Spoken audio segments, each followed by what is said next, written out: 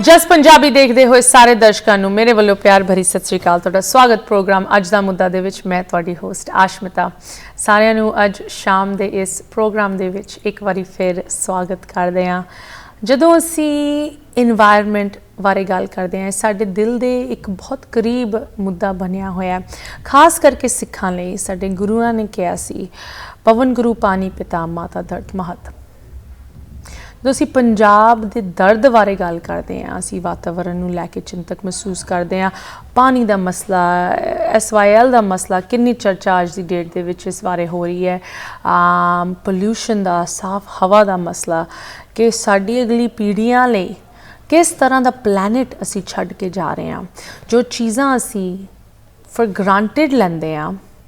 ਕਿ ਤੁਸੀਂ ਪਾਣੀ ਟੈਪ ਤੋਂ ਪੀ ਸਕਦੇ ਹੋ, ਤੁਸੀਂ ਖੇਤੀਬਾੜੀ ਕਰ ਸਕਦੇ ਹੋ, ਬਾਹਰ ਜਾ ਸਕਦੇ ਹੋ ਦੁਪਹਿਰ ਦੇ ਸਮੇਂ ਦੇ ਵਿੱਚ, ਗਰਮੀਆਂ ਦੇ ਵਿੱਚ, ਇਹ ਚੀਜ਼ਾਂ ਕੀ ਆਉਣ ਵਾਲੇ ਸਮੇਂ ਦੇ ਵਿੱਚ ਸਾਡੀ ਅਗਲੀ ਜਨਰੇਸ਼ਨਸ ਕਰ ਪਾਉਣਗੀਆਂ, ਜਾਂ ਕੀ ਇਨਵਾਇਰਨਮੈਂਟ ਦਾ ਇੰਨਾ ਮਾੜਾ ਹਾਲ ਹੋ ਰਿਹਾ ਹੈ ਦਿਨ ਬਰ ਦਿਨ। ਜਿਸ ਤਰ੍ਹਾਂ ਸਾਇੰਸ ਸਾਨੂੰ ਦੱਸਦੀ ਹੈ, ਸਾਇੰਟਿਸਟਸ, ਰਿਸਰਚਰਸ, ਐਕਸਪਰਟਸ ਸਾਨੂੰ ਦੱਸਦੇ ਹੈ ਕਿ ਅਗਰ ਕੁਝ ਅਰਜੈਂਟਲੀ ਨਹੀਂ ਕੀਤਾ ਗਿਆ, ਜੋ ਚੀਜ਼ਾਂ ਅਸੀਂ ਆਮ ਤੌਰ ਤੇ ਫॉर ਗ੍ਰਾਂਟਿਡ ਲੈਂਦੇ ਹਾਂ, ਉਹ ਸਾਡੀ ਲਾਈਫ ਟਾਈਮ ਦੇ ਵਿੱਚ ਨਹੀਂ ਮੌਜੂਦ ਹੋਣੀਆਂ। ਪਾਣੀ ਦਾ ਮਸਲਾ ਪੰਜਾਬ ਦੇ ਵਿੱਚ ਕਿੰਨੇ ਸਾਇੰਟਿਸਟ ਨੇ ਕਿਹਾ ਹੈ, ਇਸ ਡੈਕੇਡ ਦੇ ਐਂਡ ਤੱਕ 2029 ਤੱਕ ਪੰਜਾਬ 5 ਦਰਿਆਵਾਂ ਦੀ ਸਟੇਟ ਇੱਕ ਰੇਗਿਸਤਾਨ ਵਰਗੀ ਬਣ ਜਾਊਗੀ। ਪਾਣੀ ਦਾ ਮਸਲਾ, ਪੋਲਿਊਸ਼ਨ ਦਾ ਮਸਲਾ, ਸਾਫ਼ ਹਵਾ ਦਾ ਮਸਲਾ, ਇਹ ਸਿਰਫ ਇੰਡੀਆ ਦਾ ਜਾਂ ਪੰਜਾਬ ਦਾ ਮਸਲਾ ਨਹੀਂ ਹੈ, ਪੂਰੀ ਦੁਨੀਆ ਦੇ ਵਿੱਚ ਮਹਿਸੂਸ ਹੋ ਰਿਹਾ। ਯੂਨਾਈਟਿਡ ਸਟੇਟਸ ਦੇ ਵਿੱਚ ਵੀ ਇੱਕ ਬਹੁਤ ਵੱਡਾ ਮੁੱਦਾ ਬਣਿਆ ਹੋਇਆ ਹੈ। ਤੇ ਅੱਜ ਸੁਪਰੀਮ ਕੋਰਟ ਨੇ ਇੱਕ ਇਹੋ ਜਿਹਾ ਫੈਸਲਾ ਲਿੱਤਾ ਜਿਹਦੇ ਨਾਲ ਸਾਰੇ ਕਲਾਈਮੇਟ ਐਕਟਿਵਿਸਟਸ, ਜੋ ਸਾਇੰਟਿਸਟ, ਜੋ ਸੰਸਥਾਵਾਂ ਇਨਵਾਇਰਨਮੈਂਟ ਨੂੰ ਬਚਾਉਣ ਲਈ ਕੰਮ ਕਰਦੀਆਂ, ਉਹ ਕਹਿ ਰਹੇ ਹੈ ਕਿ ਸੁਪਰੀਮ ਕੋਰਟ ਨੇ ਇਨਵਾਇਰਨਮੈਂਟ ਦੇ ਖਿਲਾਫ ਅੱਜ ਫੈਸਲਾ ਲਿੱਤਾ। ਉਹ ਕਹਿ ਰਹੇ ਹੈ ਕਿ ਯੂਨਾਈਟਿਡ ਸਟੇਟਸ ਦੀ ਜੋ ਵੱਡੀ federal agency, environmental protection agency, ਵਾਤਾਵਰਨ ਨੂੰ ਬਚਾਉਣ ਵਾਲੀ ਏਜੰਸੀ, ਉਹਦੇ ਲੱਤ ਕੱਟਣ ਵਾਲੀ ਅੱਜ ਰੂਲਿੰਗ ਲਿੱਤੀ ਗਈ ਸੁਪਰੀਮ ਕੋਰਟ ਵੱਲੋਂ। ਇੱਕ ਲੈਂਡਮਾਰਕ ਕੇਸ ਦੇ ਵਿੱਚ, ਜੋ ਕਿ West Virginia state versus environmental protection agency ਦੇ ਨਾਂ ਦੇ ਨਾਲ ਅੱਗੇ ਆਇਆ ਹੈ, ਉਸ ਕੇਸ ਦੇ ਵਿੱਚ ਸੁਪਰੀਮ ਕੋਰਟ ਨੇ ਅੱਜ ਫੈਸਲਾ ਲਿੱਤਾ ਕਿ ਜੋ ਇਨਵਾਇਰਨਮੈਂਟਲ ਪ੍ਰੋਟੈਕਸ਼ਨ ਏਜੰਸੀ ਦਾ ਦਾਇਰਾ ਹੈ, ਉਹ ਵੱਡੇ ਲੈਵਲ ਤੇ ਇੰਡਸਟਰੀਜ਼ ਨੂੰ ਨਹੀਂ ਰੈਗੂਲੇਟ ਕਰ ਸਕਦੇ। ਇੰਡਸਟਰੀਜ਼ ਜਿੱਦਾਂ ਕੋਈ ਫੈਕਟਰੀ ਹਵਾ ਦੇ ਵਿੱਚ ਪੋਲਿਊਸ਼ਨ ਪੈਦਾ ਕਰ ਰਹੀ ਹੈ, ਜਾਂ ਗੈਸੋਲੀਨ ਜਾਂ ਆਇਲ ਦੇ ਨਾਲ ਜੁੜੀ ਹੋਈ ਕੋਈ ਇੰਡਸਟਰੀ ਹੈਗੀ ਜਿਹਦੇ ਕਰਕੇ ਇਮਿਸ਼ਨਸ, ਕਾਰਬਨ ਇਮਿਸ਼ਨਸ ਜ਼ਿਆਦਾ ਰਿਲੀਜ਼ ਹੋ ਰਹੇ ਹੈ, ਪੂਰੀ ਇੰਡਸਟਰੀਜ਼ 'ਤੇ ਸੁਪਰੀਮ ਕੋਰਟ ਨੇ ਅੱਜ ਫੈਸਲਾ ਕੀਤਾ ਕਿ EPA, ਜੋ ਕਿ ਵਾਤਾਵਰਨ ਨੂੰ ਬਚਾਉਣ ਦੀ ਕੰਮ ਕਰਦੀ ਹੈ, ਰਿਸਰਚ ਕਰਦੀ ਹੈ, ਉਹ ਉਹਨਾਂ ਉੱਤੇ ਕੋਈ ਅਥਾਰਟੀ ਨਹੀਂ ਅਜਮਾ ਸਕਦੀ। ਇਸ ਰੂਲਿੰਗ ਨੂੰ ਲੈ ਕੇ ਜੋ ਕੋਲ ਪਲਾਂਟਸ ਹਨ, ਜੋ ਵਹੀਕਲ ਮੈਨੂਫੈਕਚਰਰਸ ਹਨ, ਗੱਡੀਆਂ ਬਣਾਉਣ ਵਾਲੇ,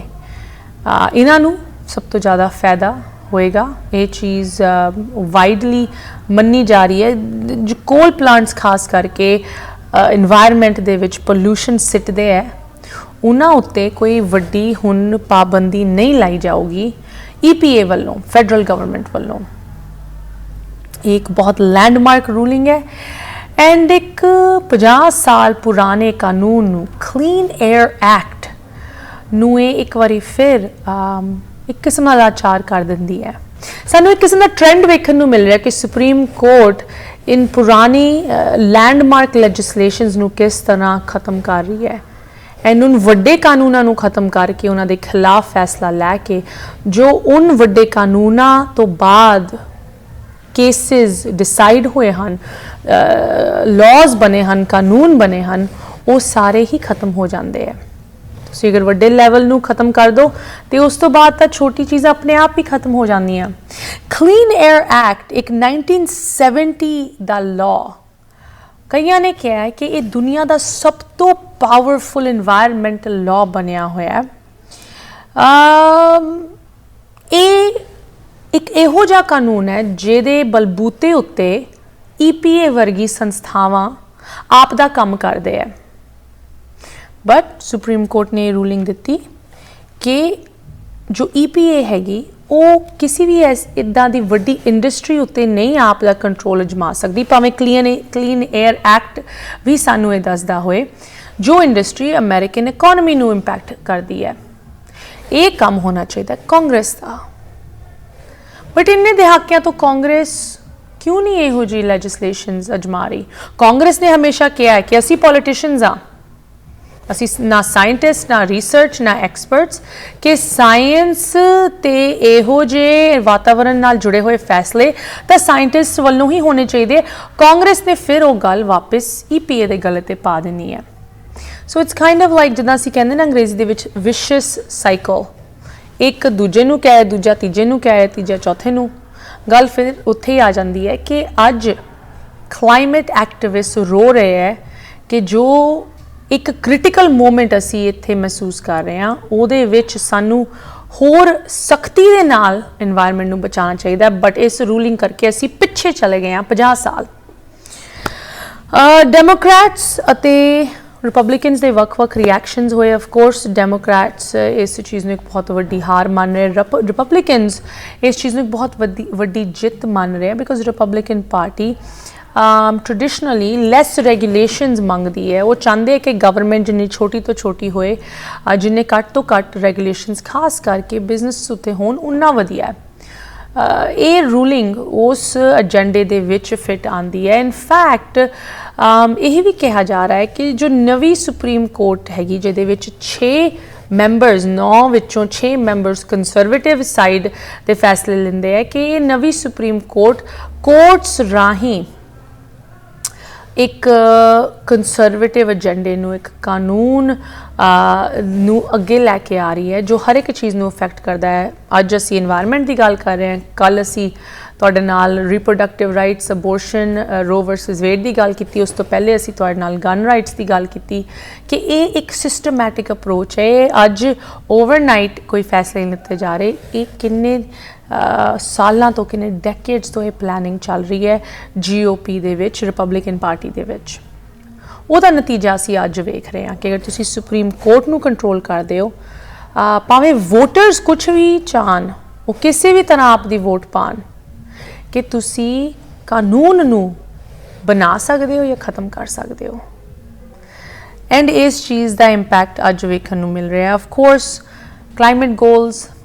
ਜਿਸ ਤਰ੍ਹਾਂ ਪੈਰਿਸ ਅਕੋਰਡਸ, ਜੋ ਪ੍ਰੈਜ਼ੀਡੈਂਟ ਓਬਾਮਾ ਦੇ ਟਾਈਮ ਤੋਂ ਅੱਗੇ ਪਿੱਛੇ ਚੱਲਦੇ ਆ ਰਹੇ ਹੈ, ਪ੍ਰੈਜ਼ੀਡੈਂਟ ਟਰੰਪ ਨੇ ਉਨ ਚੀਜ਼ਾਂ ਤੋਂ ਪਿੱਛੇ ਹਟ ਕੇ ਕਈ ਰੈਗੂਲੇਸ਼ਨਸ ਨੂੰ ਖ਼ਤਮ ਕੀਤਾ ਸੀ। ਪ੍ਰੈਜ਼ੀਡੈਂਟ ਬਾਈਡਨ ਇੱਕ ਵਾਰੀ ਫਿਰ ਉਹਨਾਂ ਨੂੰ ਅੱਗੇ ਲੈ ਕੇ ਆਉਣ ਦੀ ਕੋਸ਼ਿਸ਼ ਕਰ ਰਿਹਾ ਹੈ। ਬਟ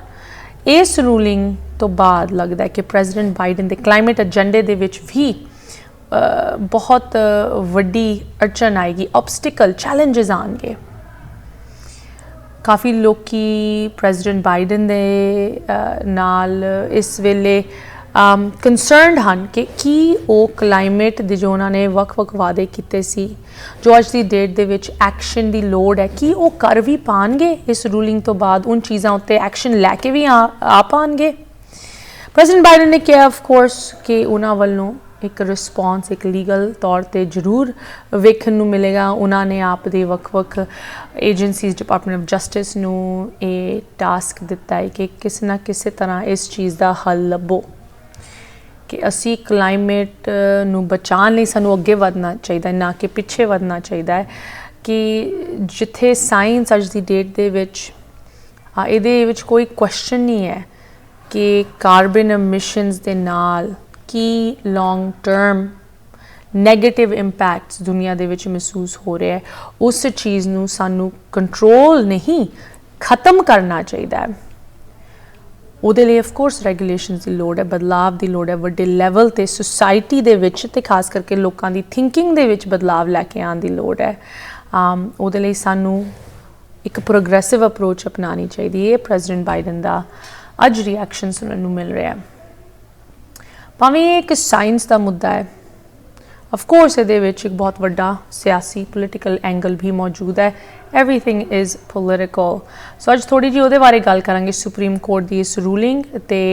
ਦੋਨੋਂ ਡੈਮੋਕ੍ਰੈਟਿਕ ਅਤੇ ਰਿਪਬਲਿਕਨ ਪਾਰਟੀਜ਼ ਦੀ ਕੀ ਸਟ੍ਰੈਟਜੀਜ਼ ਹੋਣਗੀਆਂ ਇਸ ਰੂਲਿੰਗ ਤੋਂ ਬਾਅਦ, ਜਦੋਂ ਕਲਾਈਮੇਟ ਤੇ ਇਨਵਾਇਰਮੈਂਟਲ ਲੈਜਿਸਲੇਸ਼ਨ ਦੀ ਗੱਲ ਆਉਂਦੀ ਹੈ, ਰੈਗੂਲੇਸ਼ਨ ਦੀ ਗੱਲ ਆਉਂਦੀ ਹੈ। ਸਾਡੇ ਨਾਲ ਗੈਸਟ ਵੀ ਜੁੜੇ ਹਨ, ਤੁਸੀਂ ਵੀ ਇਸ ਤਰ੍ਹਾਂ ਜੁੜੇ ਰਹੋ। ਮਿਲਦੇ ਹਾਂ ਬ੍ਰੇਕ ਤੋਂ ਉਸ ਪਾਰ। ਬ੍ਰੇਕ ਤੋਂ ਬਾਅਦ ਸਾਰਿਆਂ ਨੂੰ ਸਵਾਗਤ ਕਰਦੇ ਹਾਂ, ਤੁਸੀਂ ਵੇਖ ਰਹੇ ਹੋ ਪ੍ਰੋਗਰਾਮ ਅੱਜ ਦਾ ਮੁੱਦਾ। ਅੱਜ ਅਸੀਂ ਇੱਕ ਵਾਰੀ ਫਿਰ ਸੁਪਰੀਮ ਕੋਰਟ ਦੀ ਇੱਕ ਲੈਂਡਮਾਰਕ ਹੀਅਰਿੰਗ ਨੂੰ ਲੈ ਕੇ, ਰੂਲਿੰਗ ਨੂੰ ਲੈ ਕੇ ਤੁਹਾਡੇ ਨਾਲ ਪ੍ਰੋਗਰਾਮ ਪੇਸ਼ ਕਰ ਰਹੇ ਹਾਂ। ਇਸ ਵਾਰੀ ਵਾਤਾਵਰਨ ਬਾਰੇ ਇਹ ਰੂਲਿੰਗ ਜੋ ਅੱਜ ਹੀ ਸੁਪਰੀਮ ਕੋਰਟ ਵੱਲੋਂ ਅਨਾਉਂਸ ਕੀਤੀ ਗਈ ਹੈ, ਕਾਫੀ ਇੰਪੈਕਟਫੁਲ ਹੋਣ ਜਾ ਰਹੀ ਹੈ। ਨਾ ਕਿ ਸਿਰਫ ਇਨਵਾਇਰਮੈਂਟ ਲੈਜਿਸਲੇਸ਼ਨ ਤੇ ਰੈਗੂਲੇਸ਼ਨ ਤੇ ਉਨ ਪਾਬੰਦੀਆਂ ਤੇ ਜੋ ਕਿ ਵੱਡੇ ਕਾਰਪੋਰੇਟਸ ਨੂੰ, ਵੱਡੇ ਕਲਾਈਮੇਟ ਦੇ ਵਿੱਚ ਜੋ ਨੈਗੇਟਿਵ ਐਮਿਸ਼ਨਸ ਪਾਉਂਦੇ ਹੈ ਉਹਨਾਂ 'ਤੇ ਕੰਟਰੋਲ ਕਰਦੇ ਹੈ, ਉਹਨਾਂ ਨੂੰ ਅਫੈਕਟ ਕਰਦੀ ਹੈ। ਬਟ ਆਫ ਕੋਰਸ ਇੱਕ ਸਿਆਸੀ ਪੱਖ ਵੀ ਬਹੁਤ ਵੱਡੇ ਲੈਵਲ 'ਤੇ ਇਸ ਰੂਲਿੰਗ ਦਾ ਵੇਖਣ ਨੂੰ ਮਿਲ ਰਿਹਾ। ਪੋਲੀਟੀਕਲੀ ਸਪੀਕਿੰਗ ਇਹਦਾ ਕੀ ਇੰਪੈਕਟ ਹੋਏਗਾ ਪ੍ਰੈਜ਼ੀਡੈਂਟ ਬਾਈਡਨ ਦੇ ਓਵਰਆਲ ਕਲਾਈਮੇਟ ਏਜੰਡੇ ਉੱਤੇ, ਐਜ਼ ਵੈਲ ਐਜ਼ ਦੀ ਅਪਕਮਿੰਗ ਮਿਡ ਟਰਮਸ। ਸੋ ਥੋੜੀ ਜਿਹੀ ਪੋਲੀਟੀਕਲ ਸਾਈਡ ਤੋਂ ਵੀ ਇਸ ਮੁੱਦੇ ਬਾਰੇ ਅੱਜ ਅਸੀਂ ਗੱਲ ਕਰਨ ਜਾ ਰਹੇ ਹਾਂ। ਸਾਡੇ ਨਾਲ ਜੁੜੇ ਹਨ ਇੱਕ ਵਾਰੀ ਫਿਰ ਸਾਡੇ ਅੱਜ ਸ਼ਾਮ ਦੇ guest Gurdeep Kaur from Los Angeles California. ਸਭ ਤੋਂ ਪਹਿਲੇ ਗੁਰਦੀਪ, ਤੁਹਾਨੂੰ ਪ੍ਰੋਗਰਾਮ ਦੇ ਵਿੱਚ ਸਵਾਗਤ ਕਰਦੇ ਹਾਂ। ਸਤਿ ਸ੍ਰੀ ਅਕਾਲ। ਸਤਿ ਸ੍ਰੀ ਅਕਾਲ। So good to have you as always, Gurdeep. ਤੁਸੀਂ ਨਾ ਕਿ ਸਿਰਫ ਲਾਸ ਐਂਜਲਸ ਦੇ ਵਿੱਚ ਅਰਬਨ ਪਲੈਨਰ ਦੇ ਤੌਰ ਤੇ ਕੰਮ ਕਰਦੇ ਹੋ, ਸੋ ਤੁਸੀਂ ਲੋਕਲ ਕਮਿਊਨਿਟੀਜ਼ ਦੇ ਵਿੱਚ ਵਿਚੜ ਕੇ ਕਾਫੀ ਇਨ ਮਸਲਿਆਂ ਨੂੰ, ਖਾਸ ਕਰਕੇ ਇਨਵਾਇਰਮੈਂਟਲ ਇਸ਼ੂਜ਼ ਨੂੰ ਐਡਰੈਸ ਕਰਦੇ ਹੋ। But your political background as a former delegate with the Democratic Party in California makes you the perfect guest to comment in tonight's program. Gurdeep, you know, I don't think Supreme Court te is mulk di Supreme Court nu leke inni zyada charcha, inni news, inni headlines lagatar sunan nu mili hai, but one after another Supreme Court vallon inne vadde level di rulings jo sunan nu mil rahi hain। ਉਹਦੇ ਵਿੱਚ ਇੱਕ ਹੋਰ ਅੱਜ ruling ਕੀਤੀ ਗਈ। The case is West Virginia, the state,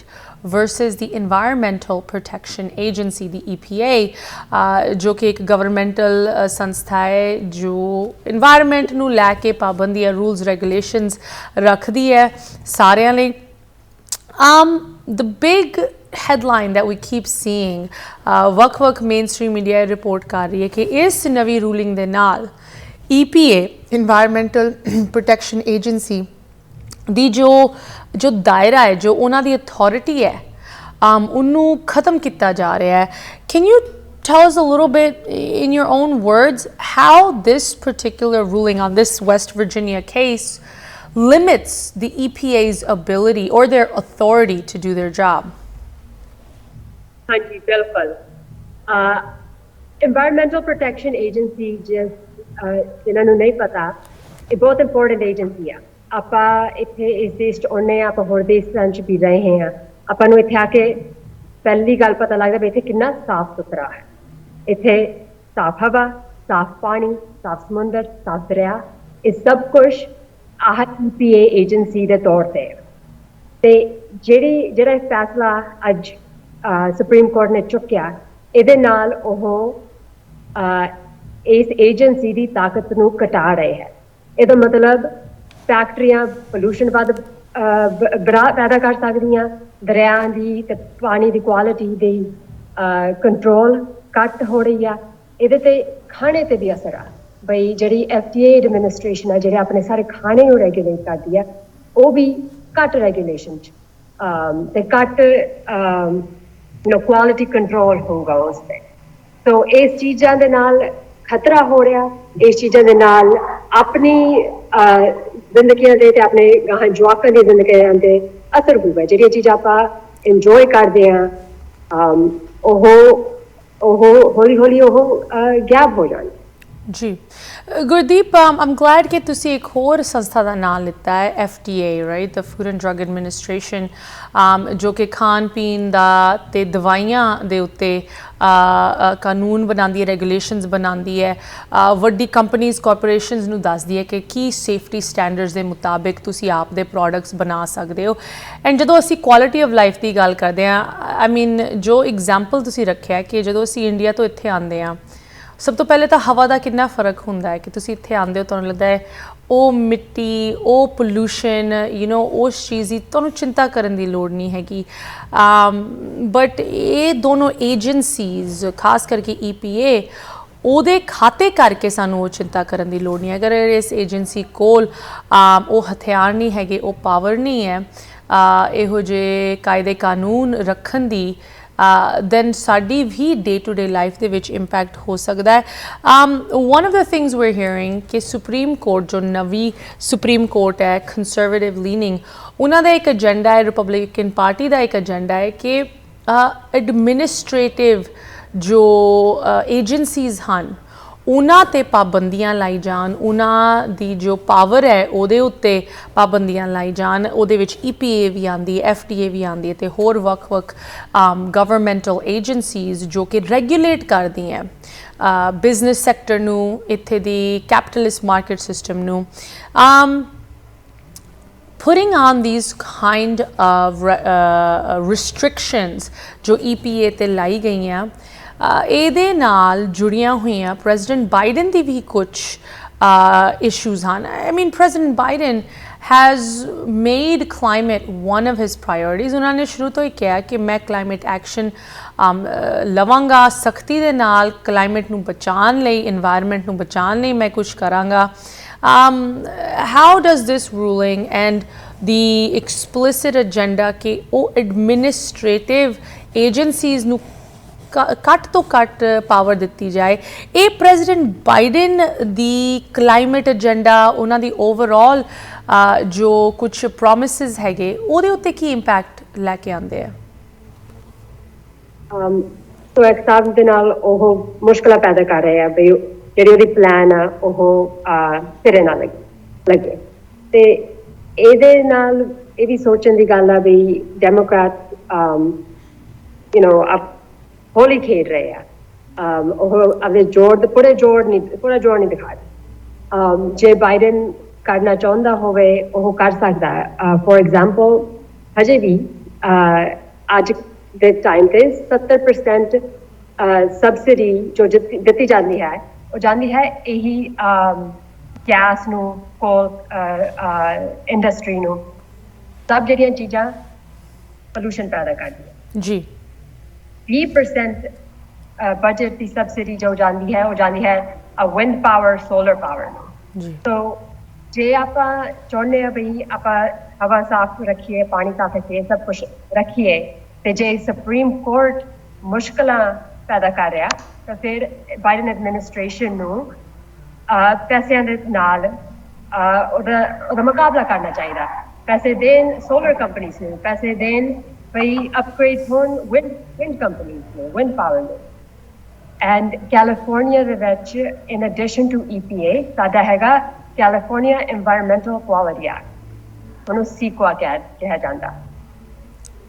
ਜਿਹੜੀ ਇੱਕ ਗੱਲ ਰਿਪਬਲਿਕਨ ਹਮੇਸ਼ਾ ਕਹਿੰਦੇ ਆ ਬਈ ਜਿੰਨੀਆਂ ਵੱਧ ਰੈਗੂਲੇਸ਼ਨ ਹੋਣਗੀਆਂ ਉਨੇ ਵੱਧ ਬਿਜ਼ਨੈਸਿਸ ਨੂੰ ਮੁਸ਼ਕਲਾਂ ਹੋਣਗੀਆਂ ਇਕਾਨਮੀ ਸਟਰੋਂਗ ਹੋਊਗੀ ਤੇ ਗਵਰਨਮੈਂਟ ਤੇ ਸਾਰਿਆਂ ਦਾ ਘਾਟਾ ਪਊ ਕੈਲੀਫੋਰਨੀਆ ਦੇ ਵਿੱਚ ਸਾਰਿਆਂ ਤੋਂ ਸਖਤ environmental rules ਆ ਸਾਰੀ ਦੁਨੀਆ ਤੇ ਯੂਰਪ ਨਾਲੋਂ ਵੱਧ ਵੀ ਕੈਲੀਫੋਰਨੀਆ ਦੇ ਵੱਧ ਸਖਤ environmental rules ਆ ਤੇ ਪਿਛਲੇ ਸਾਲ ਕੈਲੀਫੋਰਨੀਆ ਦੇ ਬਜਟ ਦੇ ਵਿੱਚ ਉਹਦੇ ਆਪਣੇ ਖਜ਼ਾਨੇ ਦੇ ਵਿੱਚ $100 billion ਦਾ ਸਰਪਲਸ ਸੀ ਮਤਲਬ $100 billion ਇੱਕ ਸਾਲ ਦਾ ਪੈਦਾ ਹੋਇਆ ਸਟੇਟ ਨੂੰ ਇੰਨੇ ਰੈਗੂਲੇਸ਼ਨਸ ਹੋ ਕੇ ਵੀ ਤੇ ਇਹ ਰੈਗੂਲੇਸ਼ਨਸ ਇਕਾਨਮੀ ਨੂੰ ਹੈਲਪ ਕਰਦੀਆਂ ਆਪਣੇ ਕਮਿਊਨਿਟੀਜ਼ ਨੂੰ ਮਦਦ ਕਰਦੀਆਂ ਆਪਣੇ ਬਿਜ਼ਨੈਸਿਸ ਨੂੰ ਤੇ ਆਪਣੀ ਇਕਾਨਮੀ ਨੂੰ ਘਟਾਉਂਦੀਆਂ ਨਹੀਂ absolutely I mean I think ਇਹ ਤਾਂ ਕਾਮਨ ਸੈਂਸ ਇੱਕ ਤੁਸੀਂ ਇੱਥੇ ਗੱਲ ਰੱਖੀ ਹੈ ਕਿ ਦੇਖੋ ਅਗਰ ਤੁਸੀਂ ਆਪਦੇ ਵਾਤਾਵਰਣ ਦਾ ਆਪਦੀ ਕਮਿਊਨਿਟੀਜ਼ ਦਾ ਇਨ ਰੈਗੂਲੇਸ਼ਨਸ ਰਾਹੀਂ ਖਿਆਲ ਰੱਖੋਗੇ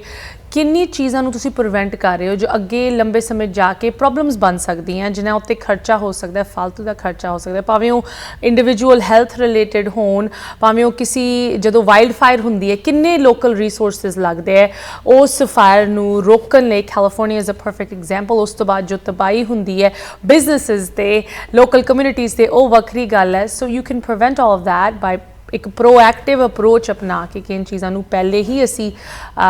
ਚੰਗੀ ਤਰ੍ਹਾਂ ਰੈਗੂਲੇਟ ਕਰੀਏ but of course you know once again this is a very political issue now you know it's interesting ਹਮੇਸ਼ਾ ਪੋਲੀਟਿਕਸ ਤੇ ਸਾਇੰਸ ਦੀ ਇਹ ਖਿੱਚਾਤਾਨੀ ਲੱਗੀ ਰਹਿੰਦੀ ਹੈ you know we're talking about politics and of course Congress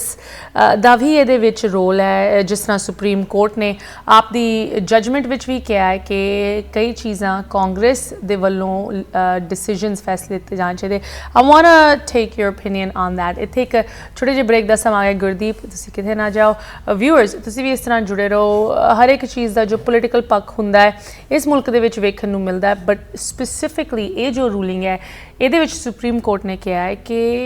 EPA ਨਹੀਂ ਸਾਇੰਟਿਸਟ ਨਹੀਂ ਸਾਇੰਸ ਬਾਰੇ ਦੱਸ ਸਕਦੇ ਇਹ ਕਾਂਗਰਸ ਦੀ ਜ਼ਿੰਮੇਵਾਰੀ ਬਣਦੀ ਹੈ ਇਹਦੇ ਬਾਰੇ ਗੱਲ ਕਰਾਂਗੇ ਬ੍ਰੇਕ ਤੋਂ ਉਸ ਪਾਰ ਬ੍ਰੇਕ ਤੋਂ ਬਾਅਦ ਮੁੜ ਹਾਜ਼ਰ ਹੋਏ ਤੁਸੀਂ ਵੇਖ ਰਹੇ ਹੋ ਪ੍ਰੋਗਰਾਮ ਅੱਜ ਦਾ ਮੁੱਦਾ ਵਾਤਾਵਰਣ ਨੂੰ ਲੈ ਕੇ এনवायरमेंट ਨੂੰ ਲੈ ਕੇ ਵੱਖ-ਵੱਖ ਮੁਲਕਾਂ ਦੇ ਵਿੱਚ ਵੱਖ-ਵੱਖ ਸਟੇਟਾਂ ਦੇ ਵਿੱਚ ਕਿੰਨੇ ਮੁੱਦੇ ਬਣੇ ਹੋਏ ਆ ਅਸੀਂ ਜਦੋਂ ਪੰਜਾਬ ਦੀ ਵੀ ਗੱਲ ਕਰਦੇ ਹਾਂ ਭਾਵੇਂ ਉਹ SYL ਦਾ ਮੁੱਦਾ ਹੋਏ ਜਿਹਦੇ ਉੱਤੇ ਕਿੰਨੀ ਚਰਚਾ ਅੱਜ ਦੀ ਡੇਟ ਦੇ ਵਿੱਚ ਇੱਕ ਵਾਰੀ ਫਿਰ ਹੋ ਰਹੀ ਹੈ ਪਾਣੀਆਂ ਦਾ ਹਵਾ ਦਾ ਮੁੱਦਾ ਇਸ ਮੁਲਕ ਦੇ ਵਿੱਚ ਵੀ ਅੱਜ ਵਾਤਾਵਰਣ ਨੂੰ ਲੈ ਕੇ ਇੱਕ ਬਹੁਤ ਵੱਡੀ ਖਬਰ ਅਨਾਉਂਸ ਕੀਤੀ ਗਈ ਸੁਪਰੀਮ ਕੋਰਟ ਵੱਲੋਂ ਇੱਕ ਇਹੋ ਜਿਹਾ ਫੈਸਲਾ ਲਿੱਤਾ ਗਿਆ ਜੋ ਇੱਕ 1970 ਦੇ ਕਾਨੂੰਨ ਨੂੰ ਪਾਵਰਲੈਸ ਕਰ ਦਿੰਦਾ ਹੈ 19 ਕੀ ਪੁਰਾਣੀ ਏਜੰਸੀ এনवायरमेंटल ਪ੍ਰੋਟੈਕਸ਼ਨ ਏਜੰਸੀ ਨੂੰ ਲਾਚਾਰ ਕਰ ਦਿੰਦਾ ਹੈ ਇਹਦੇ ਬਾਰੇ ਗੱਲ ਕਰਨ ਲਈ ਖਾਸ ਕਰਕੇ ਇਹਦੇ ਜੋ ਪੋਲੀਟੀਕਲ ਇੰਪੈਕਟਸ ਹੋਣ ਜਾ ਰਹੇ ਹੈ ਜੋ ਇਹਦੇ ਨਾਲ ਪੋਲੀਟੀਕਲ ਮੁੱਦੇ ਜੁੜੇ ਹੋਏ ਹੈ ਸਾਡੇ ਨਾਲ ਕੈਲੀਫੋਰਨੀਆ ਦੇ ਲਾਸ ਐਂਜਲਸ ਸ਼ਹਿਰ ਤੋਂ ਜੁੜੇ ਹਨ Gurdeep Kaur urban planner and former delegate with the Democratic Party Gurdeep good to have you as always Gurdeep you know ਖਾਸ ਕਰਕੇ ਜਦੋਂ এনवायरमेंट ਦਾ ਮੁੱਦਾ ਆਉਂਦਾ ਹੈ ਕਹਿਣਾ ਤਾਂ ਨਹੀਂ ਚਾਹੀਦਾ ਬਟ ਸਮਟਾਈਮਸ ਇੱਦਾਂ ਲੱਗਦਾ ਹੈ ਕਿ ਜੋ ਯੰਗਰ ਜਨਰੇਸ਼ਨ ਹੈ ਤੁਹਾਡੀ ਉਮਰ ਦੀ ਸਾਡੀ ਉਮਰ ਦੇ ਉਹਨਾਂ ਲਈ ਇੱਕ ਜ਼ਿਆਦਾ ਅਰਜੈਂਟ ਇਹ ਪ੍ਰੋਬਲਮ ਇਸ ਸਮੱਸਿਆ ਹੈ ਸਾਨੂੰ ਪਤਾ ਹੈ ਕਿ ਸਾਡਾ ਫਿਊਚਰ ਕਿਸ ਤਰ੍ਹਾਂ ਇੰਪੈਕਟ ਹੋ ਰਿਹਾ ਹੈ ਕਿਸ ਤਰ੍ਹਾਂ ਜੈਪਰਡੀ ਵਿੱਚ ਪੈ ਰਿਹਾ ਹੈ ਜਦੋਂ ਰੈਗੂਲੇਸ਼ਨਸ ਨਹੀਂ ਰੱਖੀਆਂ ਜਾਂਦੀਆਂ उन कंपनीज़ कॉरपोरेशन उन इंडस्ट्रीज़ उत्ते जो सब तो ज़्यादा डैमेज कर रहे एनवायरमेंट नू अज दी डेट दे विच साइंस सानू दसदी है कि कार्बन डाइऑक्साइड कार्बन एमिशनस सब तो ज़्यादा नैगेटिव इंपैक्ट पूरे ग्लोबल जो असीं क्लाइमेट की गल करते उहदे उत्ते रख रहे हैं ਤੇ ਇਨ ਕਾਰਬਨ ਐਮਿਸ਼ਨਸ ਦੇ ਸਭ ਤੋਂ ਵੱਡੇ ਇਮਿਟਰਸ ਭਾਵੇਂ ਉਹ ਵਹੀਕਲਸ ਹੋਣ ਜਾਂ ਕੋਲ ਪਾਵਰਡ ਪਲਾਂਟਸ ਹੋਣ ਇਹ ਦੋ ਇੰਡਸਟਰੀਜ਼ ਤੋਂ ਆਉਂਦੇ ਹੈ ਬਟ ਇਹਨਾਂ ਉੱਤੇ ਪਾਬੰਦੀਆਂ ਲਾਉਣ ਵਾਲੀ ਜੋ ਮੇਨ ਏਜੰਸੀ ਹੈ ਕਿ এনवायरमेंटल ਪ੍ਰੋਟੈਕਸ਼ਨ ਏਜੰਸੀ ਜਿਹਦੇ ਵਿੱਚ ਸਾਇੰਟਿਸਟਸ ਲਗਾਤਾਰ ਇਨ ਚੀਜ਼ਾਂ ਨੂੰ ਸਟੱਡੀ ਕਰਕੇ ਆਪ ਦੇ ਕਾਇਦੇ ਕਾਨੂੰਨ ਰੱਖਦੇ ਹੈ ਅੱਜ ਸੁਪਰੀਮ ਕੋਰਟ ਨੇ ਕਿਹਾ ਹੈ ਕਿ ਇਹ ਫੈਸਲਾ ਜੋ ਕਿ ਅਮਰੀਕਨ ਇਕੋਨਮੀ ਨੂੰ ਅਫੈਕਟ ਕਰਦਾ ਹੈ ਇਹ ਉਨ ਸਾਇੰਟਿਸਟ ਵੱਲੋਂ ਨਹੀਂ ਹੋਣਾ ਚਾਹੀਦਾ ਇਹ ਕਾਂਗਰਸ ਵੱਲੋਂ ਲਿੱਤਾ ਜਾਣਾ ਚਾਹੀਦਾ ਬਿਕਾਜ਼ ਕਾਂਗਰਸ ਡਾਇਰੈਕਟਲੀ ਵੋਟਰਸ ਨੂੰ ਜਵਾਬ ਦਿੰਦੀ ਹੈ ਇਸ ਰੂਲਿੰਗ ਨੂੰ ਲੈ ਕੇ ਅਗਰ ਅਸੀਂ ਕਾਂਗਰਸ ਦੀ ਗੱਲ ਕਰਨੀ ਹੋਏ ਇੰਨੇ ਦਹਾਕਿਆਂ ਤੋਂ ਜਿਹਦੇ ਵਿੱਚ ਕਿੰਨੇ ਵਾਰੀ ਡੈਮੋਕ੍ਰੈਟਿਕ ਮੈਜੋਰਿਟੀਜ਼ ਹੀ ਸੀਗੇ ਡੈਮੋਕ੍ਰੈਟਿਕ ਪ੍ਰੈਜ਼ੀਡੈਂਟਸ ਵੀ ਸੀਗੇ ਕਾਂਗਰਸ ਵੱਲੋਂ ਕਿਉਂ ਕੋਈ ਪੱਕੇ ਤੌਰ ਤੇ ਕਾਨੂੰਨ ਜਾਂ ਲੈਜਿਸਲੇਸ਼ਨ ਨਹੀਂ ਅੱਗੇ ਆਈ ਜੋ ਇਨ ਇਮਿਟਰਸ ਨੂੰ ਕਿਸੇ ਤਰ੍ਹਾਂ ਦੀ ਉਹਨਾਂ ਤੇ ਰੋਕ ਪਾਏ ਜਾਂ ਕਿਸੇ ਤਰ੍ਹਾਂ ਦੇ ਬਦਲਾਵ ਲੈ ਕੇ ਆਏ ਜਦੋਂ ਅਸੀਂ এনवायरमेंटल ਲੈਜਿਸਲੇਸ਼ਨ ਦੀ ਗੱਲ ਕਰਦੇ ਹਾਂ ਹਾਂਜੀ ਦਿਸ ਇਜ਼ ਬਹੁਤ ਇੱਕ ਡਿਸਅਪੋਇੰਟਿੰਗ ਗੱਲ ਹੈ ਵੀ ਆਪਣੀ ਕਾਂਗਰਸ ਔਰ ਆਪਣੀ ਸੈਨੇਟ ਐਂਡ ਆਪਣਾ ਪ੍ਰੈਜ਼ੀਡੈਂਟ ਵੱਧ ਸਖਤੀ ਦੇ ਨਾਲ ਆਪਾਂ ਇਸ ਦੇਸ਼ ਨਹੀਂ ਤੋਰਦੇ ਜਿਹੜੀ ਯੰਗਰ ਜਨਰੇਸ਼ਨ ਆ ਉਹਨਾਂ 'ਚ ਇੱਕ ਹਿਸਾਬ ਨਾਲ ਪੇਸ਼ੈਂਸ ਮੁੱਕੀ ਪਈ ਆ ਜਦੋਂ ਸਾਡੀ ਕਾਂਗਰਸ ਦੀ ਐਵਰੇਜ ਏਜ ਇਜ਼ 65 ਸਾਲਾਂ ਦੀ ਆ ਤੇ ਆਪਣੇ ਜਿਹੜੇ ਯੰਗ ਜਨਰੇਸ਼ਨ ਉਹਨਾਂ ਨੂੰ ਦੱਸ ਰਿਹਾ ਸਾਡੀ ਜ਼ਿੰਦਗੀ 'ਚ ਮੇਰੇ ਪਿਛਲੇ 10 ਸਾਲ ਇੱਥੇ ਕੈਲੀਫੋਰਨੀਆ 'ਚ ਸਾਡੇ ਇੱਥੇ ਸੋਕਾ ਪਿਆ ਸੋਕੇ ਤੋਂ ਬਾਅਦ ਅੱਗਾ ਆਈਆਂ ਹੋਰ ਸਾਰੇ ਥਾਵਾਂ 'ਚ ਮੀਂਹ ਪੈ ਰਿਹਾ ਨੇਰੀ ਆ ਰਹੀਆਂ ਇਸ ਗਰਮੀ 'ਚ ਸਮਰ 'ਚ ਸਾਰਿਆਂ ਨੂੰ ਇਹ ਗੱਲ ਮੁਸੀਬਤ ਹੋ ਗਈ ਬਈ ਕਿੰਨੀ ਗਰਮੀ ਪਈ 100 ਡਿਗਰੀ ਤੋਂ ਉੱਪਰ ਆਲਰੇਡੀ ਚੱਲ ਰਿਹਾ ਕੈਲੀਫੋਰਨੀਆ 'ਚ ਆਪਾਂ ਨੂੰ ਏਸੀ ਅੱਗੇ ਨਾਲੋਂ ਵੱਧ ਚਲਾਉਣੇ ਪੈ ਰਹੇ ਆ ਤੇ ਖੇਤਾਂ 'ਚ ਜੋ ਕੰਮ ਕਰਦੇ ਆ ਇੱਥੇ ਉਹ ਹੀਟ ਸਟ੍ਰੋਕ ਤੋਂ ਮਰ ਰਹੇ ਆ ਇਹ ਅੱਗੇ ਆਪਣੇ ਗੱਲਾਂ ਮਹਿਸੂਸ ਨਹੀਂ ਹੁੰਦੀਆਂ ਸੀਗੀਆਂ ਆਪਾਂ ਨੂੰ ਪਤਾ ਨਹੀਂ ਸੀ ਆਪਾਂ ਗਲੋਬਲ ਵਾਰਮਿੰਗ ਦੀ ਗੱਲ ਕਰਦੇ ਸੀ ਫੈਮਿਲੀ ਕਹਿੰਦੀ ਸੀਗੀ ਲਾਈਕ ਗਲੋਬਲ ਵਾਰਮਿੰਗ ਕੀ ਹੈ ਮੈਂ ਮਾਰੀ ਜਾਂਦੇ ਹਾਂ ਹੁਣ ਆਪਾਂ ਨੂੰ ਪਤਾ ਹੋ ਰਿਹਾ ਕਿ ਪੰਜਾਬ 'ਚ ਪਾਣੀ ਡੂੰਘੇ ਹੋ ਰਹੇ ਆ ਧੂਆਂ ਹੋ ਰਿਹਾ ਪੰਜਾਬ 'ਚ ਅੱਗੇ ਆਪਾਂ ਮੰਜਿਆਂ ਤੇ ਬਹਿ ਕੇ ਕੋਠਿਆਂ ਤੇ ਤਾਰੇ ਦੇਖ ਸਕਦੇ ਸੀ ਅੱਜ ਤਾਰੇ ਨਹੀਂ ਦਿਸਦੇ ਪੰਜਾਬ ਦੇ ਬੱਦਲਾਂ 'ਚ ਇਹ ਕਾਰਪੋਰੇਸ਼ਨਸ ਦੀ ਗਲਤੀ ਹੈ ਗਵਰਨਮੈਂਟ ਦੀ ਗਲਤੀ ਹੈ ਵੀ ਉਹ ਕਾਰਪੋਰੇਸ਼ਨਸ ਨੂੰ ਖੋਲ੍ਹ ਦਿੱਤੀ ਹੋਈ ਹੈ ਤੇ ਆਮ ਵੈਰੀ ਗਲੈਡ ਵੀ ਤੁਸੀਂ SYL ਦੀ ਗੱਲ ਕੀਤੀ ਹੈ ਇਹ ਹੋਰ ਵੀ ਪਾਣੀ ਤੇ ਜ਼ਮੀਨ ਦਾ ਰੌਲਾ ਸਾਰੀ ਦੁਨੀਆ 'ਚ ਚੱਲਿਆ ਆਉਂਦਾ ਹੈਗਾ ਐਂਡ ਜਿਹੜੀ ਪਾਣੀ ਦੀ ਗੱਲ ਹੈ ਇੰਨੀ ਪਾਣੀ ਇੱਕ ਪਬਲਿਕ ਰਿਸੋਰਸ ਧਰਤੀ ਤੇ ਹੈ ਪਾਣੀ ਆਪਣੇ ਸਾਰਿਆਂ ਦਾ ਤੇ ਉਹ ਹੌਲੀ ਸਾਰੀ ਦੁਨੀਆ 'ਚ ਵੱਡੇ ਕਾਰਪੋਰੇਸ਼ਨਸ ਜਿਵੇਂ ਜੋ ਨੈਸਲੇ ਕੋਕਾ-ਕੋਲਾ ਹੌਲੀ ਚਾਹੁੰਦੀ ਆ ਪ੍ਰਾਈਵੇਟ ਸਾਰਾ ਕੁਛ ਐਂਡ ਇਹ ਹੋ ਵੀ ਰਿਹਾ ਹੁਣ ਤੁਸੀਂ ਇੰਡੀਆ ਜਾਵੋਗੇ ਫਿਲਟਰ ਦਾ ਪਾਣੀ ਪੀਣਾ ਪੈਂਦਾ ਹੈਗਾ ਤੁਸੀਂ ਉਹ ਪਾਣੀ ਨਹੀਂ ਪੀ ਸਕਦੇ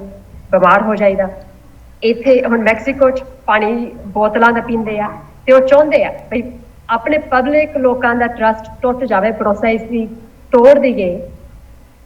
ਆਪਣੇ ਪਾਣੀ ਗੰਦੇ ਕਰਕੇ ਫਿਰ ਲੋਕ ਸਾਥੋਂ ਇਹਨਾਂ ਦੀਆਂ ਕੰਪਨੀਆਂ ਤੇ ਕਾਰਪੋਰੇਸ਼ਨਸ ਤੋਂ ਖਰੀਦਣਾ ਪਵੇ ਮਜਬੂਰੀ 'ਚ Wow, I mean, that is an angle ਜੋ ਲੋਕੀ ਜ਼ਿਆਦਾਤਰ ਡਿਸਕਸ ਨਹੀਂ ਕਰਦੇ I mean ਅਸੀਂ ਪੰਜਾਬ ਬਾਰੇ ਹਮੇਸ਼ਾ ਚਿੰਤਾ ਰੱਖਦੇ ਹਾਂ ਪਰ ਡੇ ਟੂ ਡੇ ਲਾਈਵਸ ਜ਼ਿਆਦਾਤਰ ਸਾਡੀ ਇੱਥੇ ਬਾਹਰਲੇ ਮੁਲਕਾਂ ਦੇ ਵਿੱਚ ਅਮਰੀਕਾ ਦੇ ਵਿੱਚ ਅਗਰ ਅਸੀਂ ਗੱਲ ਕਰੀਏ ਇੱਥੇ ਬੀਤਦੀਆਂ We don't have to go to Punjab or Mexico ਜਦੋਂ ਅਸੀਂ ਪਾਣੀ ਦੇ ਮਸਲੇ ਦੀ ਗੱਲ ਕਰਦੇ ਹਾਂ Let's just talk about Detroit, Michigan, Flint, Michigan, ਜਿੱਥੇ ਪਾਣੀ ਦਾ ਇੰਨਾ ਵੱਡਾ ਮੁੱਦਾ ਬਣਿਆ ਹੋਇਆ ਹੈ ਲੋਕੀ ਮਤਲਬ ਸਰਕਾਰ ਨੇ ਇਹ ਪੁਰਾਣੀ ਗੱਲ ਹੈ ਇਹ ਕੋਈ ਨਵੀਂ ਗੱਲ ਵੀ ਨਹੀਂ ਹੈਗੀ ਕਿੰਨੇ ਸਾਲ ਹੋ ਗਏ ਇਸ ਗੱਲ ਨੂੰ ਕਿ ਪਾਣੀ ਇੰਨਾ ਉੱਥੇ ਟੌਕਸਿਕ ਸੀਗਾ ਖਰਾਬ ਸੀਗਾ ਕਿ ਪਰਿਵਾਰਾਂ ਨੂੰ ਇਹੀ ਵੀ ਕਿਹਾ ਗਿਆ ਸੀ ਤੁਸੀਂ ਆਪ ਦੇ ਬਰਤਨ ਵੀ ਨਾ ਧੋਵੋ ਇਸ ਪਾਣੀ ਨਾਲ ਸ਼ਾਵਰ ਨਾ ਲਵੋ ਉਹਨਾਂ ਨੂੰ ਬੋਤਲਾਂ ਦਿੱਤੀਆਂ ਗਈਆਂ ਸੀ ਰੈਗੂਲਰਲੀ ਲੋਕੀ ਪੈਸੇ ਖਰਚਦੇ ਹੈ ਪਾਣੀ ਲੈਣ ਲਈ and of course that money ਉਹ ਜੋ ਪ੍ਰੋਫਿਟ ਬਣ ਰਿਹਾ ਹੈ ਕਿਸੇ ਨਾ ਕਿਸੇ ਪ੍ਰਾਈਵੇਟ ਕਾਰਪੋਰੇਸ਼ਨ ਨੂੰ ਜਾ ਰਿਹਾ ਹੈ ਸੋ ਆਫ ਕੋਰਸ ਇਨਸੈਂਟਿਵਸ ਤਾਂ ਬਹੁਤ ਹਨ ਜੋ ਪਾਣੀ ਦੀ ਸਪਲਾਈ ਹੈ ਉਹਦੇ ਵਿੱਚ ਖਰਾਬੀਆਂ ਲੈ ਕੇ ਆਉਣ ਦੀ ਉਹਨੂੰ ਸਾਫ਼ ਨਹੀਂ ਰੱਖਣ ਦੀ but the ability of Congress to act, right? Let's also talk about that because ਇਹ ਵੀ ਕਿਹਾ ਗਿਆ ਹੈ ਕਿ ਦੇਖੋ ਇੰਨੇ ਸਾਲਾਂ ਦੇ ਵਿੱਚ ਕਾਂਗਰਸ ਨੇ ਕੋਈ ਵੱਡੇ ਫੈਸਲੇ ਇਸ ਕਰਕੇ ਨਹੀਂ ਲਿੱਤੇ ਕਿਉਂਕਿ ਉਹਨਾਂ ਦੇ ਕੋਲ ਉਹ ਐਕਸਪਰਟੀਜ਼ ਨਹੀਂ ਹੈਗੀ ਉਹ ਸਾਇੰਟਿਸਟ ਨਹੀਂ ਹਨ EPA ਵਰਗੀ ਸੰਸਥਾ ਦੇ ਵਿੱਚ ਸਾਇੰਟਿਸਟ ਇਨ ਚੀਜ਼ਾਂ ਨੂੰ ਲਗਾਤਾਰ ਇਹਦੇ ਵਿੱਚ ਰਿਸਰਚ ਤੇ ਐਕਸਪਰਟੀਜ਼ ਰੱਖਦੇ ਹੈ ਤਾਂ ਕਿ ਜਿਸ ਤਰ੍ਹਾਂ ਸਾਇੰਸ ਬਦਲਦੀ ਹੈ ਦਿਨ ਵਰ ਦਿਨ ਉਹ ਆਪ ਦੇ ਕਾਇਦੇ ਕਾਨੂੰਨ ਆਪ ਦੇ ਰੈਗੂਲੇਸ਼ਨਸ ਉਸ ਹਿਸਾਬ ਨਾਲ ਬਦਲ ਸਕਣ talk to us about the limits of Congress to even pass science-based legislation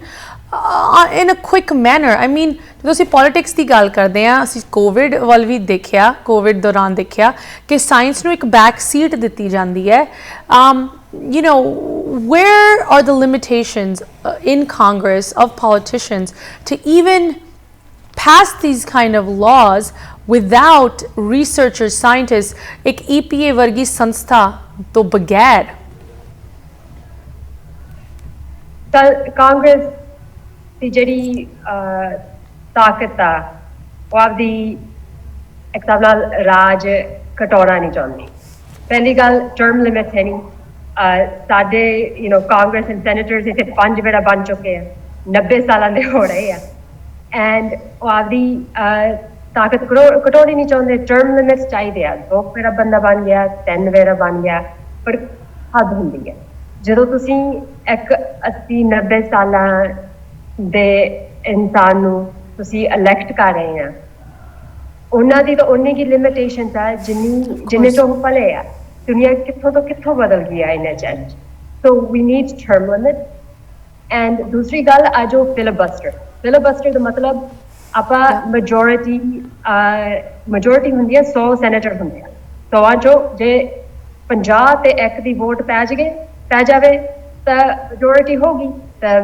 ਚੱਲਣਾ ਚਾਹੀਦਾ ਗਾ ਹਾਂ ਕੋਈ ਵੀ ਫੈਸਲਾ ਪਰ ਇਹਨਾਂ ਨੇ ਬਣਾ ਕੇ ਰੱਖਿਆ ਹੋਇਆ 60 ਸੁਪਰ ਮੈਜੋਰਿਟੀ ਚਾਹੀਦੀ ਹੈ 60 ਜਣਿਆਂ ਦੀਆਂ ਵੋਟਾਂ ਚਾਹੀਦੀਆਂ ਤੇ ਇਸ ਕਾਰਨ ਦੇ ਕਰਕੇ ਬਹੁਤ ਜ਼ਿਆਦਾ laws and regulations ਰੁਕੀਆਂ ਹੋਈਆਂ ਬਹੁਤ ਕੁਝ ਤਰੱਕੀ ਦੇ ਬਜਾਏ ਆਪਾਂ ਪਿੱਛੇ ਨੂੰ ਜਾ ਰਹੇ ਹਾਂ ਤਾਂ ਕਿ ਵੋਟਾਂ ਬਹੁਤ ਔਖੀਆਂ ਲੈ ਰਹੀਆਂ ਸੋ ਪਹਿਲੀ need to abolish the filibuster ਨੂੰ And once again very timely mention ਜਦੋਂ ਤੁਸੀਂ ਫਿਲਬਸਟਰ ਦੀ ਗੱਲ ਕੀਤੀ ਹੈ ਅੱਜ ਹੀ ਪ੍ਰੈਜ਼ੀਡੈਂਟ ਬਾਈਡਨ ਨੇ ਕਿਹਾ ਹੈ ਇੱਕ ਦੂਜੇ ਸੁਪਰੀਮ ਕੋਰਟ ਫੈਸਲੇ ਨੂੰ ਲੈ ਕੇ ਰੋ ਵਰਸਸ ਵੇਡ ਰੀਪਰੋਡਕਟਿਵ ਰਾਈਟਸ ਤੇ ਅਬੋਰਸ਼ਨ ਦੇ ਹੱਕ ਨੂੰ ਲੈ ਕੇ ਪ੍ਰੈਜ਼ੀਡੈਂਟ ਬਾਈਡਨ ਨੇ ਆਪ ਦੇ ਯੂਰਪ ਸਮਿਟ ਦੇ ਅਖੀਰ ਦੇ ਵਿੱਚ ਅਨਾਉਂਸ ਕੀਤਾ ਕਿ ਉਹ ਫਿਲਬਸਟਰ ਨੂੰ ਖਤਮ ਕਰਨ ਦੇ ਹੱਕ ਦੇ ਵਿੱਚ ਹੋਣਗੇ if that is what it takes to codify the law around reproductive rights. So definitely a cheez discuss ho rahi hai. Once again, speaking of President Biden, Democratic Party, बहुत important midterms होने जा रहे हैं midterms ਦੇ ਉੱਤੇ ਇਸ ਸਾਰੇ इन सारी ਖਬਰਾਂ ਦਾ इन ਫੈਸਲਿਆਂ ਦਾ ਕੀ ਇੰਪੈਕਟ ਹੋਏਗਾ ਤੁਹਾਨੂੰ ਲੱਗਦਾ ਹੈ I mean, whether it's the EPA ruling जो कि ਅੱਜ ਅਨਾਉਂਸ ਹੋਈ ਹੈ environment ਨੂੰ ਲੈ ਕੇ ਜਾਂ ਔਰਤਾਂ ਦੇ ਹੱਕਾਂ ਨੂੰ ਲੈ ਕੇ ਜਾਂ gun rights ਨੂੰ ਲੈ ਕੇ ਕਿੰਨੀ ਹੀ rulings SCOTUS Supreme Court ਵੱਲੋਂ ਅਸੀਂ ਵੇਖ ਰਹੇ ਹਾਂ how do you see that playing a role in the midterm elections? ਜੋ ਹੋਇਆ ਪਿਛਲੇ 2 ਮਹੀਨਿਆਂ ਚ ਜੋ ਕੁਛ ਕੀਤਾ ਸੁਪਰੀਮ ਕੋਰਟ ਨੇ ਉਹਦੇ ਨਾਲ ਰਿਪਬਲਿਕਨ ਦੀਆਂ ਵੋਟਾਂ ਬਹੁਤ ਜ਼ਿਆਦਾ ਵਧਣ ਗਿਆ ਬਹੁਤ ਜ਼ਿਆਦਾ ਬਿਕਾਜ਼ ਉਹਨਾਂ ਨੇ ਰਿਪਬਲਿਕਨ ਏਜੰਡਾ ਗਾਹਾਂ ਕੀਤਾ ਡੈਮੋਕ੍ਰੈਟਿਕ ਤੌਰ ਤੇ ਨਹੀਂ ਕੀਤਾ ਇੱਕ ਹਿਸਾਬ ਨਾਲ ਪਾਵਰ ਪਲੇ ਕੀਤੀ ਆ ਤੇ ਥਾਂ ਨਹੀਂ ਉਹਨਾਂ ਦੀ ਜਗ੍ਹਾ ਨਹੀਂ ਰੂਲਸ ਤੇ ਲਾਜ਼ ਬਣਾਉਣੇ ਤੇ ਉਹ ਬਣਾ ਰਹੀ ਹੈ ਤੇ ਇਹ ਗਲਤ ਆ ਪਰ ਰਿਪਬਲਿਕਨ ਇਸ ਗੱਲਾਂ ਤੋਂ ਖੁਸ਼ ਹੋ ਰਹੇ ਆ ਤੇ ਉਹਨਾਂ ਨੇ ਵੋਟਾਂ ਪਾਉਣੀਆਂ ਉਹਨਾਂ ਨੇ ਪੈਸੇ ਬਹੁਤ ਦੇਣੇ ਆ ਜਿਹੜੇ ਖੜੇ ਹੋ ਰਹੇ ਆ ਜੋ ਕੁਛ ਸੁਪਰੀਮ ਕੋਰਟ ਨੇ ਕੀਤਾ ਇਸ ਟਰਮ ਦੇ ਵਿੱਚ ਇਹਦਾ ਬੜਾ ਅਸਰ ਸਭ ਤੋਂ ਜ਼ਿਆਦਾ ਹੋਊਗਾ ਆਪਣੇ ਲੋਕਾਂ ਤੇ ਆਪਣੇ ਗਰੀਬ ਲੋਕਾਂ ਤੇ ਆਪਣੇ ਮਾਈਨੋਰਿਟੀਜ਼ ਲੋਕਾਂ ਤੇ ਆਪਣੇ ਇਮੀਗ੍ਰੈਂਟ ਐਂਡ ਇਸ ਨੂੰ ਰਿਵਰਸ ਕਰ we need to fight back ਜੇ ਕੋਈ ਨਵਾਂ ਡੈਮੋਕ੍ਰੈਟ ਖੜਾ ਹੋ ਰਿਹਾ ਜਿਹਦੇ ਇੱਥੇ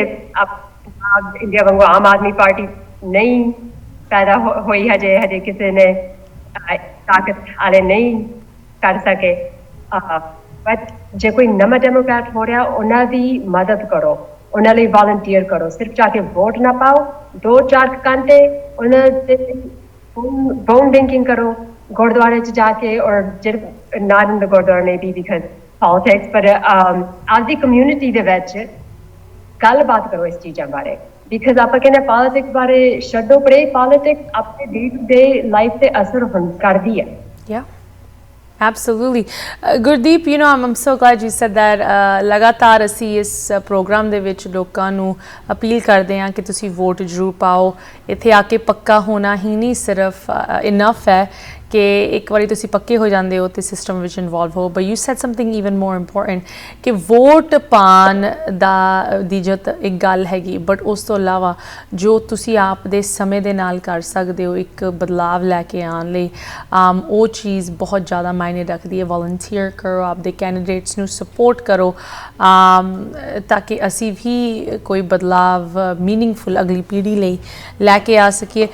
Gurdeep Thank you so much. It's always good to hear from you. ਖਾਸ ਕਰਕੇ ਜਦੋਂ ਅਸੀਂ environment ਦੀ ਤੇ political discussions ਕਰਦੇ ਹਾਂ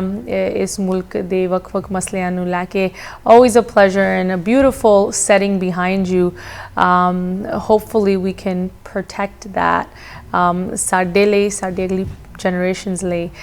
Gurdeep, have a good rest of your evening. Sat Sri Akal ਜੀ। ਇੱਥੇ ਹੀ ਇੱਕ ਛੋਟੀ ਜਿਹੀ ਬ੍ਰੇਕ ਲਈ ਰੁਕਦੇ ਹਾਂ। ਬ੍ਰੇਕ ਤੋਂ ਬਾਅਦ ਸੁਪਰੀਮ ਕੋਰਟ ਨੂੰ ਲੈ ਕੇ 2-3 ਹੋਰ ਵੱਡੀ ਅਨਾਊਂਸਮੈਂਟਸ, ਹਿਸਟੋਰਿਕ ਅੱਜ ਦਿਨ ਰਿਹਾ ਹੈ ਸੁਪਰੀਮ ਕੋਰਟ ਲਈ। In addition to this announcement, ਉਹਦੇ ਬਾਰੇ ਤੁਹਾਨੂੰ ਦੱਸਾਂਗੇ ਬ੍ਰੇਕ ਤੋਂ ਉਸ ਪਾਰ। ਬ੍ਰੇਕ ਤੋਂ ਬਾਅਦ ਇੱਕ ਵਾਰੀ ਫਿਰ ਤੁਹਾਡੇ ਨਾਲ ਮੁੜ ਹਾਜ਼ਰ ਹੋਏ ਹਾਂ। ਅੱਜ ਬਹੁਤ ਇੱਕ ਇੰਪੋਰਟੈਂਟ ਦਿਨ ਸੁਪਰੀਮ ਕੋਰਟ ਦਾ ਰਿਹਾ। ਵਨਸ ਅਗੇਨ ਸੁਪਰੀਮ ਕੋਰਟ ਦੀ ਇੰਨੀ ਜ਼ਿਆਦਾ ਚਰਚਾ ਰੀਸੈਂਟ ਹਿਸਟਰੀ ਦੇ ਵਿੱਚ ਨਹੀਂ ਹੋਈ। ਹਰ ਰੋਜ਼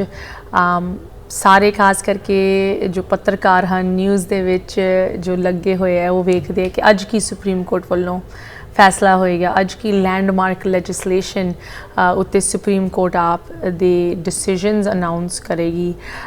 ਇਹ ਤਾਂ ਹੁਣ ਕਿਸੇ ਨੂੰ ਸਰਪ੍ਰਾਈਜ਼ ਨਹੀਂ ਗੱਲ ਕਰਦੀ ਕਿ ਸੁਪਰੀਮ ਕੋਰਟ ਇੱਕ ਕੰਸਰਵੇਟਿਵ ਮੈਜੋਰਿਟੀ ਰੱਖਦੀ ਹੈ, ਇੱਕ ਕੰਸਰਵੇਟਿਵ ਡਾਇਰੈਕਸ਼ਨ ਦੇ ਵਿੱਚ ਮੁਲਕ ਨੂੰ ਲੈ ਕੇ ਜਾ ਰਹੀ ਹੈ। ਬਟ ਇਹ ਸਵਾਲ ਜ਼ਰੂਰ ਉੱਠਦਾ ਹੈ ਕਿ ਸੁਪਰੀਮ ਕੋਰਟ ਦਾ ਕੀ ਇਹ ਦਾਇਰਾ ਹੈਗਾ ਵੀ ਜਾਂ ਨਹੀਂ। ਜਦੋਂ ਅਸੀਂ ਕਾਨੂੰਨਾਂ ਦੀ ਗੱਲ ਕਰਦੇ ਹਾਂ ਜੋ ਕਿ ਲੋਕਾਂ ਦੀ ਡੇ ਟੂ ਡੇ ਲਾਈਫ ਨੂੰ ਇੰਪੈਕਟ ਕਰਦੀ ਹੈ, ਉਨ ਕਾਨੂੰਨਾਂ ਉੱਤੇ ਸੁਪਰੀਮ ਕੋਰਟ ਦਾ ਕਿੰਨਾ ਕੁ ਹੱਕ ਹੋਣਾ ਚਾਹੀਦਾ ਹੈ। ਕੀ ਇੱਕ ਪੋਲੀਟੀਸ਼ੀਅਨ, ਇੱਕ ਕਾਂਗਰਸਮੈਨ ਜਾਂ ਵੂਮਨ ਜਾਂ ਸੈਨੇਟਰ ਦੀ ਜ਼ਿੰਮੇਵਾਰੀ ਨਹੀਂ ਬਣਦੀ ਉਹ ਕਾਨੂੰਨ ਉਸ ਹਿਸਾਬ ਨਾਲ ਬਣਾਉਣ ਜਿਸ ਹਿਸਾਬ ਨਾਲ ਉਹਨਾਂ ਦੇ ਵੋਟਰਸ ਚਾਹੁੰਦੇ ਹੈ, ਕਿ ਜੋ ਲੋਕੀ ਹਨ ਉਹਨਾਂ ਦੀ ਰਾਏ ਲੈ ਕੇ ਪੋਲੀਟੀਸ਼ੀਅਨਸ ਆਪ ਦਾ ਕੰਮ ਕਰਨ। ਉਨ ਕਾਨੂੰਨਾਂ ਨੂੰ ਕਿਸ ਤਰ੍ਹਾਂ ਅਜ਼ਮਾਨਾ ਹੈ ਉਹਦਾ ਰੋਲ ਸੁਪਰੀਮ ਕੋਰਟ ਦਾ ਹੋਣਾ ਚਾਹੀਦਾ, ਨਾ ਕਿ ਉਨ ਕਾਨੂੰਨਾਂ ਨੂੰ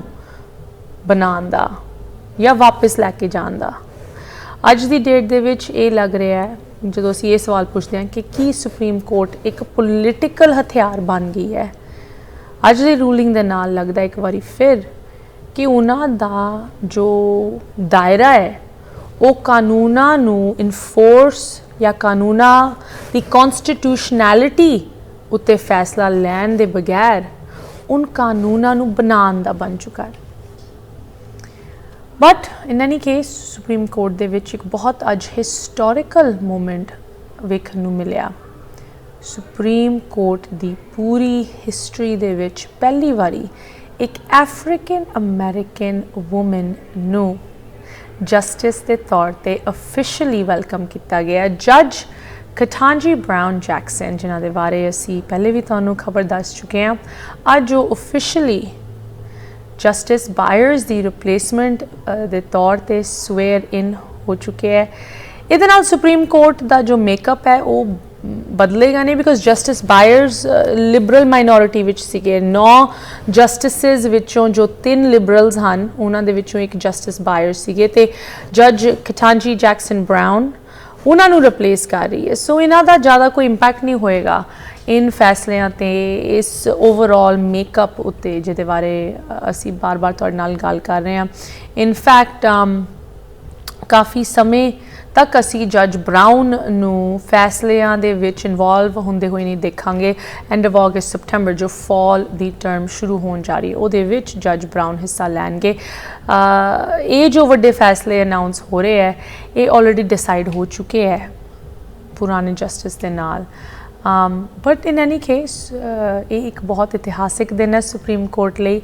ਇੱਕ ਅਫਰੀਕਨ ਅਮਰੀਕਨ ਔਰਤ ਪਹਿਲੀ ਵਾਰੀ ਇੱਕ ਜਸਟਿਸ ਦੇ ਤੌਰ ਤੇ ਇੱਕ ਸੁਪਰੀਮ ਕੋਰਟ ਦੇ ਵਿੱਚ ਆਪ ਦੀ ਜਗ੍ਹਾ ਬਣਾ ਚੁੱਕੀ ਹੈ। ਬਹੁਤ ਇੱਕ ਇਹ ਗਰਵ ਦੀ ਗੱਲ ਹੈ ਇਸ ਮੁਲਕ ਲਈ ਜਿਹਦੇ ਵਿੱਚ ਸਲੇਵਰੀ ਦੀ ਜੋ ਇੱਕ ਮਾੜੀ ਤੁਸੀਂ ਕਹਿ ਲਓ ਇੱਕ ਸਟਿਗਮਾ, ਇੱਕ ਟੈਬੂ ਹੈਗਾ, ਉਹ ਹਲੇ ਵੀ ਲੋਕਾਂ ਦੀ ਯਾਦਾਸ਼ਤ ਦੇ ਵਿੱਚ ਬਾਰ-ਬਾਰ ਅੱਗੇ ਆਉਂਦਾ ਹੈ। ਸੋ ਇੱਕ ਅਫਰੀਕਨ ਅਮਰੀਕਨ ਉਹ ਵੀ ਔਰਤ ਨੂੰ ਇਸ ਜਗ੍ਹਾ ਤੇ ਵੇਖਣਾ ਇੱਕ ਬਹੁਤ ਇੰਪੋਰਟੈਂਟ ਇਤਿਹਾਸਿਕ, ਲਾਈਕ ਆਈ ਸੈਡ, ਅੱਜ ਇਹ ਫਾਰਵਰਡ ਸਟੈਪ ਲਿੱਤਾ ਗਿਆ ਸੁਪਰੀਮ ਕੋਰਟ ਵੱਲੋਂ।